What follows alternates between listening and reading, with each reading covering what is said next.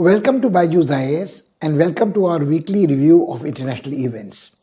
And this time we have a very special issue to discuss with you, an issue which sheds lights on changing international power equations, and some say it is also the footsteps of future of a new Cold War. What we are talking about is the crisis in Ukraine, and the crisis has been on a boiling point for almost a year now. Some would say even longer, ever since, according to some, Putin made a grab for Crimea and annexed it. Ukraine has been at tenterhooks. It's been worried about its independence and autonomy. And actually, the crisis has a longer span of historical evolution. Some would say when the Soviet Union disintegrated, its empire dissolved, then Ukraine declared its independence, and that was the beginning of a very uneasy relationship between Ukraine, once an integral part of Russia, then Soviet Union, and then post-Soviet world as it was emerging. People thought it would be a harmonious relationship between an independent Ukraine and Russia, which reorganized itself in Commonwealth of Independent States. But all that is a long story. Depending on where you stand from, what perspective you bring to it, some would say this crisis has resulted only because of an expansionist drive of Putin. Others would say that Putin has been forced to defend the essential integrity and independence of Russia because it has been provoked by NATO and the Americans primarily. So we shall discuss this, and this has led to a crisis kind of a situation, simmering long. Why is it important to look at it is this: that this is not something between Russia and one of its constituent units when it was the Soviet Union. It also has something which is bearing on security of Europe, security of the Western world, and it is not an exaggeration to say that this might be beginning of a Cold War.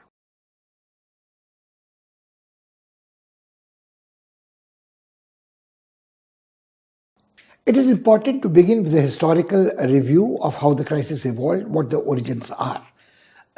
Actually, it is very interesting that the identity of Russia is integrally related to the identity of Ukraine. It was in a small city called Kiev, which is Kyiv, where the duchy started and the concept of Rus emerged. And till the Middle Ages, when the Duchy of Moscow became important and later became the seat of a principality of a kingdom, later an empire, Ukraine continued to be referred to as Little Rus, Small Russia.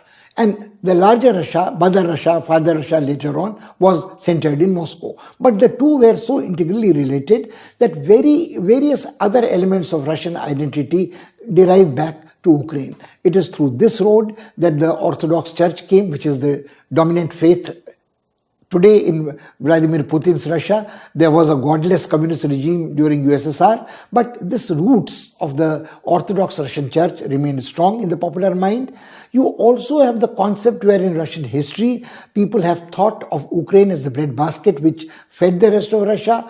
It was the access through which the Russians from the hinterland passed through to Europe and towards West. So Ukraine was a granary, Ukraine was that strategic depth which was given to Russia, and Ukraine, more important than anything else, was an integral part of the Russian identity, religious, cultural identity. There have been interesting authors like Alexander Solzhenitsyn, Nobel Prize winning dissident writer in the communist regime, who once asked the question, what is Russia? And he said, what is Russia? What do the Russians think of their past?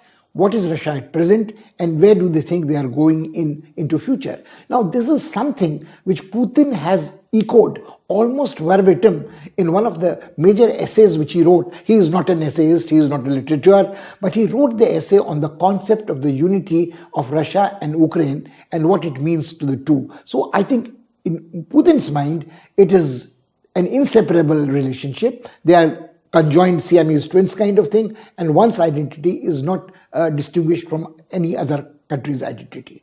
But the trouble starts with the organization of the Soviet Union. And the Soviet Union had lots of constituent states, units, which were republics. It was the Union of Soviet Socialist Republics.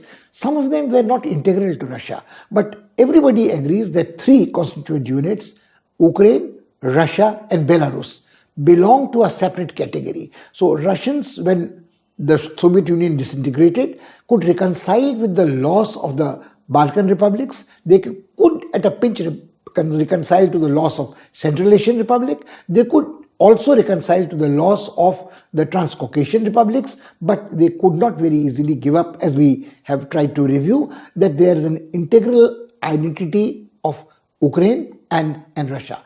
Now, Ukrainians seem to have forgotten at the moment, after the disintegration of Soviet Union, that they have never been accepted as a part of Europe, even Eastern Europe. Poland, yes, was part of Europe culturally and so on. And Poland was very influential in the Baltic republics also. So Ukrainians have not been untouched with this Polish impact, influence, cultural on their western border, but they themselves have never been like other East European countries like Czechoslovakia, Romania, Hungary, Poland, part of a European, larger Europe, even otherwise, even before the Cold War, even in the 19th century. So this is a problem which Ukrainians have to live with, that they may aspire to get away from the Russian domination and aspire to be a part of the European Union, at a one step removed to NATO, to protect themselves from interference in their internal affairs by Russia. But they should realize that this is where the geographical divide is, where the Ural Mountains make a divide between Eurasian Russia and Europe proper. So this is one thing which we must keep in mind when we are talking of the origins of the crisis.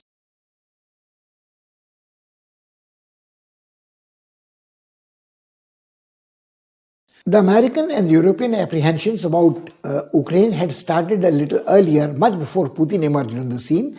We go back to the decade of 1990s and we see that Mikhail Gorbachev's experiment of glasnost and perestroika had failed. He himself had been ousted from power. Boris Yeltsin's intervention, populist intervention, had succeeded in pushing back the Communist Party's resistance to Mikhail Gorbachev. But Mikhail Gorbachev could not remain in power for long, and from 1990 to emergence of Putin towards the end of the decade, the situation in Russia proper was very unstable. There was economic bankruptcy, there was anarchy, there were oligarchs, there was breakdown of law and order, and in this climate, it may have been tempting for Ukrainians to think that the time was ripe to carve out a separate path for themselves.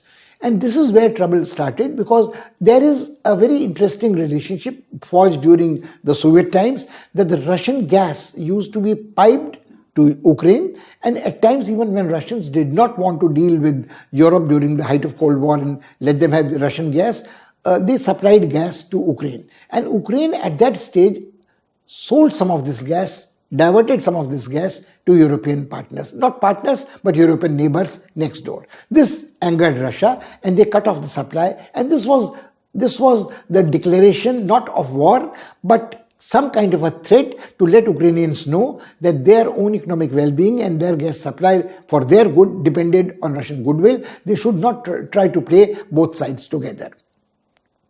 It was at this time, when Soviet Union seemed to be very weak, that Ukrainians thought that they would make a bid for a membership of NATO, they would make a membership of the European Union. And one must confess that when we blame Putin today for all the provocative actions which he has taken, preemptive action, defensive action, according to safeguard Russian integrity, independence, its vital strategic interest, we should not forget that the West systematically encouraged Ukrainians to think that they could too, like Poland, Hungary, join the European Union and maybe look forward to the support from NATO.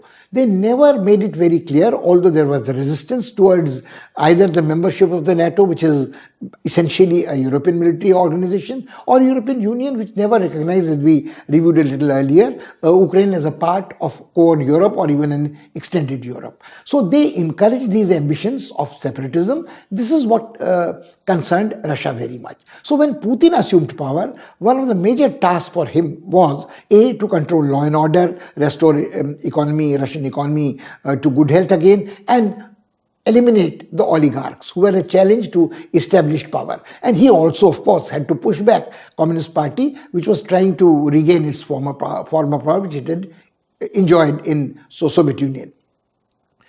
Putin was lucky to a certain extent. At the time when he assumed power, the prices of oil and gas were very high, so he could earn a lot of money by selling Russian gas and Russian petroleum, and could restore the economy to good health.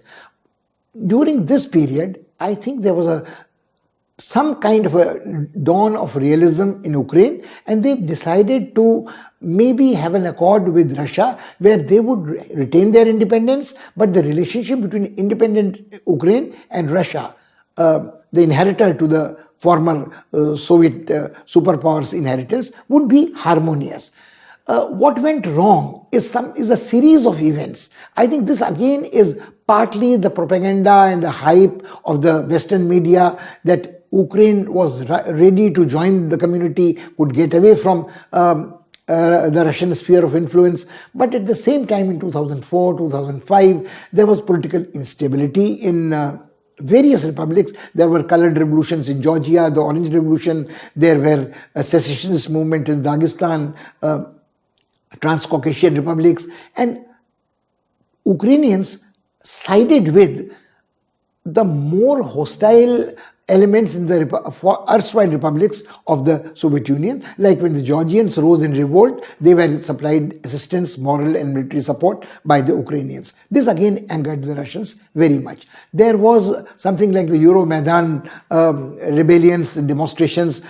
Younger generation of Ukrainians were aspiring for the same kinds of freedoms which the Europeans had. Even the East Europeans claimed to enjoy in European Union. So they wanted to assert their government to declare that it would join NATO, it would join the European Union. But what happened is in the elections, this gentleman who had been elected the president with the promise that he would take the country to NATO and to European Union, reneged on his promise and tried to get back to Russia. This led to another period of instability, and the Russians were getting very, very suspicious about what the Western powers were working in Ukraine. Now, the interesting part is this, that in almost 2014, the Russian patience was wearing thin. The Russians were realizing that unless they took a step, Crimea, which gave them access to warm waters, would be taken away from them. The port of Sevastopol would be denied to them. There were indications of coups, counter-coups in Ukraine, which would take Crimea away from Russian influence. So they made a grab and they claimed Crimea, which they were condemned for. Economic sanctions were imposed on Russians, and this was projected as an expansionist misadventure of Putin. But no Western nation, including United States of America, had the nerves to push back at that stage except imposing economic sanctions. And we should not forget that Russians had already been subject to economic sanctions before that, when Putin had indulged in violation of international law. There had been assassinations of Russians who had sought refuge in a Western country, including England. And there had been assassination through secret weapons, untraceable radioactive substances, and so on. But the point is that Putin had not buckled under this. The West miscalculated in another manner. They thought that the prices of oil were falling and the Russian economy was once again going to be in doldrums. But not only the Russian economy, the financial crisis in the West also conveyed the signals to Russians that the Western economy was not as healthy, as flourishing as it was made out to be. They were having problems of their own, from Wall Street down to the crash to the pyramid schemes to Ponzi schemes and so on, and the meltdown. So there was a situation when West was not in a position to concentrate on what the Russians' designs were in Ukraine, what the Ukrainians were trying to do vis-a-vis Russia. Before we proceed any further, a look at the demographic profile is also very necessary. Putin often claims that 35 to thereabout percentage of Russian ethnic origin stays in western part of Ukraine, and they have a desire to join Mother Russia again. The Ukrainians on their part claim that these figures are exaggerated. Maximum number of people of Russian ethnic origin is probably 17 to 18%, and they are distributed all over the place. There is a linguistic divide also in the Ukraine. Many people are bilingual. They speak Russian, they speak Ukrainian. It is not unusual for a person to be speaking in Ukrainian, the other to be responding in Russian, and both understanding each other. So this divide between the Eastern Ukraine and Western Ukraine is real, but it probably is exaggerated by both parties. Not everybody who's in Eastern Ukraine wants to rejoin Russia. Not everybody who's on Western Ukraine wants to join NATO or European Union. But the point is that there is this divide also which we must keep in mind. The people of ethnic Russian origin are not all necessarily Russian speaking. There might be Slavs who don't speak Russian, but ethnically they are separate from Ukrainians. So there is this extremely interesting ethnic linguistic divide, and people have accused Russia of slowly salami slicing Ukraine, deploying its soldiers without uniforms, claiming that they are freedom fighters, Ukrainian freedom fighters fighting to join Russia, and then aid and assist them and abet them.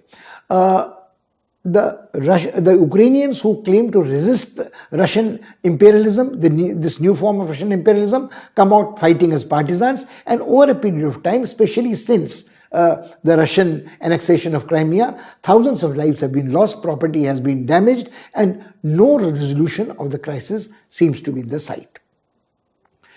From 2015 to present day, this 4 or 5 year period, the world has held this against Russia, but Russians have made it very clear that this is where the red lines are drawn. So very recently, when President Biden had a summit level meeting with the Russian president, this issue came up.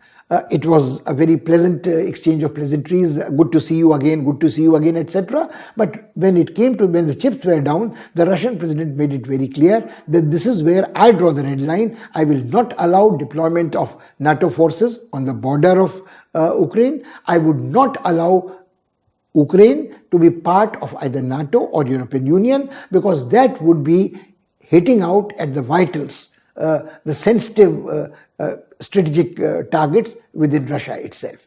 As far as the West is concerned, it has been very bothered by the disintegration of Soviet Union. They thought that the enemy's disintegration was good, but they were worried about the nuclear arsenal. Many of these nuclear weapons were deployed in Ukraine. Obviously, they were closer to the Western border there. But the Ukrainians did not have control over this nuclear arsenal. When Ukraine became independent and separated from Russia, then it became very obvious that what would happen to this target? Would it contribute to proliferation? Would these arms be smuggled out of Ukraine irresponsibly to enemies of the Western countries, especially United States of America? The Russians were worried, and ultimately Ukrainians returned these weapons to Russia. But this was a crisis which made the West very apprehensive, that could this kind of a breakdown in the chain of command of army, deployment of troops, etc. would be there. So to protect its vital interests, Russia deployed almost 70,000 soldiers throughout in the past year and a half on the borders of Ukraine. Ukrainians were under great pressure. They thought that the West would come to their aid, but when the red lines were made very clear at the summit level meeting, just before that, Biden also made it very clear that US would not interfere militarily or protect the Ukrainians by giving them military assistance. So then NATO would be deployed on the borders but not enter. The Russians have a presence next door, and they could very easily deploy people of ethnic Russian origin there, claiming that they are Ukrainians, and the West could do nothing about that. So this is the kind of a stalemate which has continued, but it's a stalemate which doesn't contribute to stable peace. It can break any time, and there could be hostilities. Now, it is difficult to imagine that this would contribute to hostilities between Russia and America or Russia and Europeans, but this is one aspect. So this is where we come to the present day. And then we have to evaluate how and why is the West responding in a very cautious manner. Is there a divide between America and its European allies? And is Russia indispensable for energy security of Europe? And what European powers mean, the Germans or the French, are they on the same page on this one? We shall discuss this all in the next part.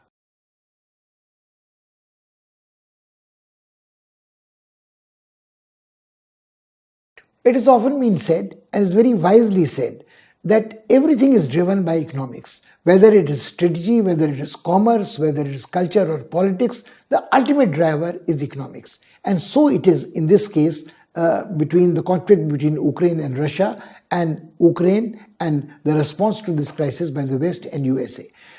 It is the gas. Russia is sitting pretty over a vast store of gas and oil, and gas especially is carried in pipelines via Ukraine to Europe. So part of the anxiety and anger of Russians for Ukrainians was when they were diverting the gas supplied to them by Russia to Europe, when Russia was not doing it itself. But right now, the Russians, since they have been having trouble with Ukrainians, have done two things. They have worked on a very important pipeline which bypasses the land route, goes under sea, is called the Nord 2 stream, and it would supply, if completed and certified, the gas directly to Germans and to the other European partners as well of the European Union. This is of critical factor for Ukrainians. A, they would be bypassed, so the transportation fees which they were getting for transporting this gas through their territory to Europe would be denied to them. And not only that, the Russians could say that now we don't need you, now that you are hostile to us, we'll not supply gas to you. This would make life very, very difficult, especially in the winter months for the Ukrainians. They would lose the money, they would lose their control over the pipelines which went to they could not even at a pinch to hurt Russians sabotage these pipelines. The partisan independence, freedom fighters, etc. of Ukraine, however seriously you take them. Now the question arises, why is Europe reluctant to speak up against Putin? This is partly this energy crisis, because as long as Angela Merkel was there, the Chancellor of Germany, she had a different, more conciliatory attitude towards Russians. She realized that the Germans would have to pay a much higher price for gas if the Russian gas was denied to them. But the concern of the Americans was that if the Germans played along with Putin, tempted by the Nord 2 stream gas pipeline, the Russians would ultimately have the power, A, to arbitrarily raise the prices of gas and put a burden on German and European economy, or they would just switch it off and have blackmail of energy, and the Europeans would not know what hit them and where to go. Now, things have changed since. Angela Merkel is no longer the Chancellor, is a coalition government where the foreign minister is Annalena, which is a representative of the Green Party, and the Green Party is very much against use of all fossil fuels. They want to ban it, they want to have clean energy, they want to have a search for alternative energy. So this would be hitting right at the heart of the Nord 2 stream. And also, Americans have been putting pressure on their European allies that if Putin gets away with Nord 2 stream, he would have a stranglehold on Europe for very, very long number of years in coming years in future. So, at the moment, the fate of the Nord 2 stream hangs in balance. It was awaiting certification for the last 4 months of this year, September onwards, but with the change of political scene in Germany, it is difficult to imagine that Nord 2 would go without any trouble. So, Ukrainians, as far as the crisis is concerned, maybe have got a little lease of life, but they are a very, very minor actor in this larger scheme of things. Now we come to France. Now France, President Macron is going to seek re-election, and he also cannot afford to project a very soft image vis-a-vis Russia, or for that matter for China or anywhere else.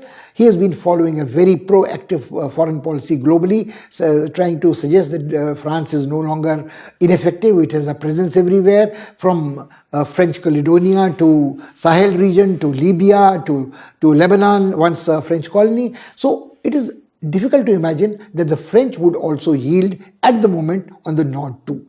But the fact remains that the Russians have the Europeans where they want them, in a tight corner.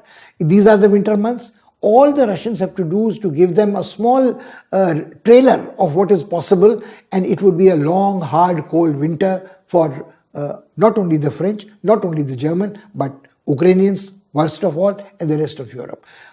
The Russians have the depth, and the Russians have an authoritarian regime which can probably do what they want and disregard public opinion. But would the Europeans, the Germans, the French, one step removed, the other countries in Europe, be in a position to resist the public opinion which says, no, we want gas, we want, and especially in the post-COVID times when the economy is going through doldrum, you don't only need gas to warm up your homes and cook your food, you need this fuel to run your factories, etc. So this is something which we have to keep in mind, which the Russians have, shall we say, all the aces up their sleeves, or they have some cards which they have not yet disclosed, and how the world will cope with it.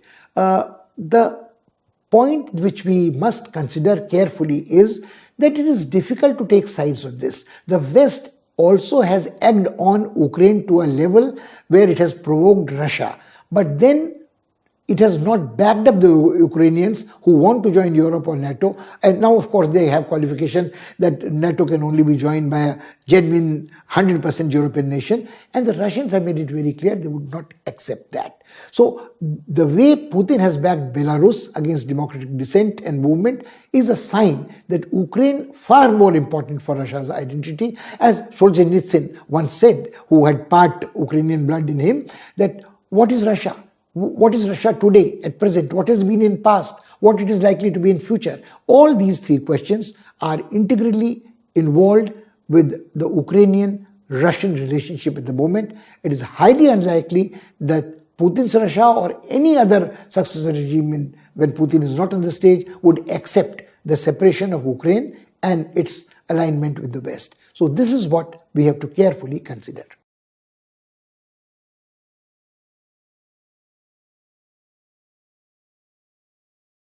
The challenge for India is very interesting. India and Russia has had a very time-tested, warm relationship. India cannot afford to criticize either Russian annexation of Crimea or speculate about what is in the mind of Putin and how it will discipline Ukrainians. India is worried about its own energy security, which of course is not at the moment dependent on Russian gas.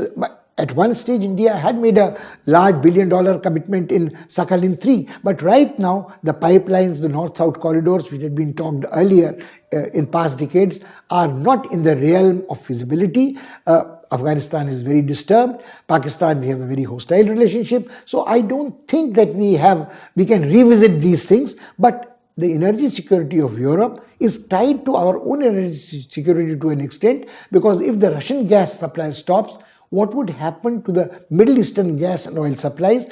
And primarily when India has talked in favor of fossil fuels to be allowed to be used for longer time than has been agreed upon in the Conference of Parties, in the Paris Peace Conference and afterwards recently in Glasgow, India, China seem to be supporting the use of fossil fuels for a longer time. And in this case, we do not have a fit or a match with the green politics of the German coalition. There was a time when India thought that it could possibly have an independent relationship with erstwhile republics of the Soviet Union. India had tried to have an independent relationship with Central Asian republics like Kazakhstan. That was the time when Uzbek leaders used to visit India and would try to offer India what they could do in terms of technology, in terms of agro-industry, in terms of other things. But that time is past. But right now, India cannot afford to antagonize Putin's Russia, especially when the international situation is so fluid.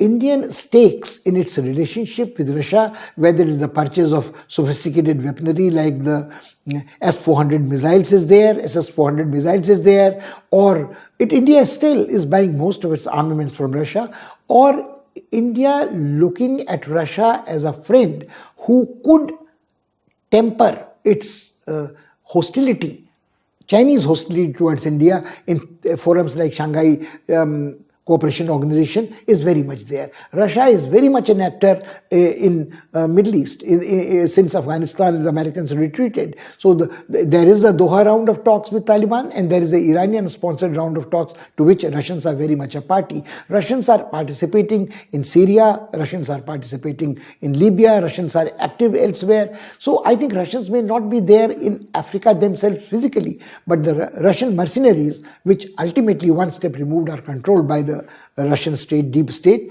are there. So Indians have so many different interests shall we say, in the Russian basket, that they cannot look for options. There is no question of India trying to pressurize Putin into a particular course of action in Ukraine. It is much too vital for Russia. So India would probably have to be patient and concentrate on what we get out of Russia.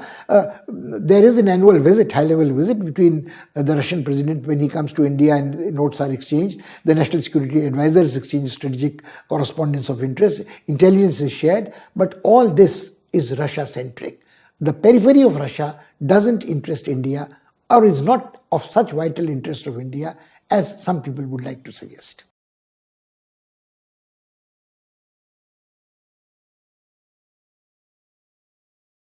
All these things we have to keep in mind.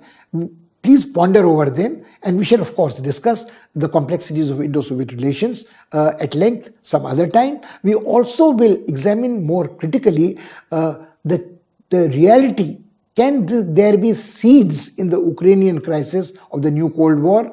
The American president has called for a summit conference of democracies, and also the Russians have had a summit with Xi Jinping in China, presenting to the world their alternative vision of democracy. So there's a plateful we have for you in the coming weeks. But right now, this is all we have for you. Till we meet again, thank you and goodbye.